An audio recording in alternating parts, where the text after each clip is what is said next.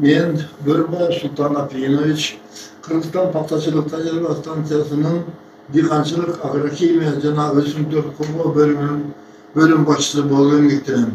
Atalgan bölüm akırkı 3 yıl içinde paxtanın жаңы 46 sortun жабыра аркылуу bioorganikalık жер семирткичтер менен азыктандыруу деген темада илимий иштерди жүргүзүүдө.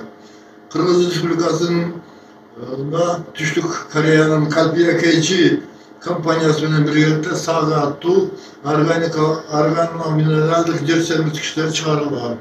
Барыбызга белгилүү, бул органоминералдык жер семирткичтер менен башка өсүмдүктөрдү жалбырак аркылуу азыктандырганда эң жакшы көрсөткүчтөргө жетишкен, көрсөткүчтөрдө алынган.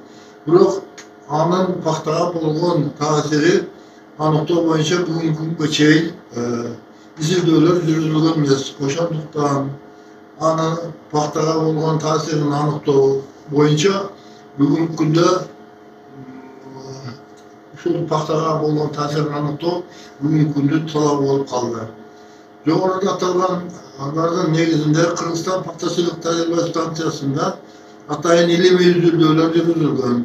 Тала анык убуктарында органоминералдык жер семирткичтердин 3 өлчөмү алынып, жана алар 3 убакта чачылган.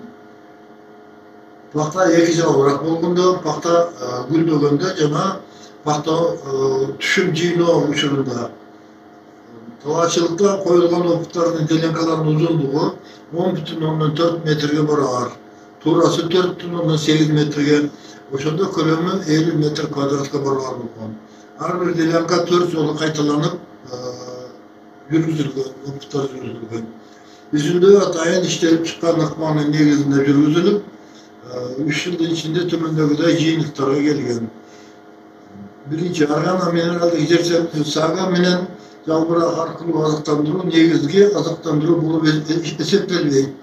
Ал толуктоочу азыктандыруу болуп гана анык эсептелет. Экинчи, пахтанын түшүмдүүлүгү салыштырмалуу 2,5 центнерге көбөйгөн. Аны 10 грамм органоминералдык жер семирткич жана 1,5 литр сууга аралашма менен азыктандырылган учурда ушундай көрсөткүчкө жеткен.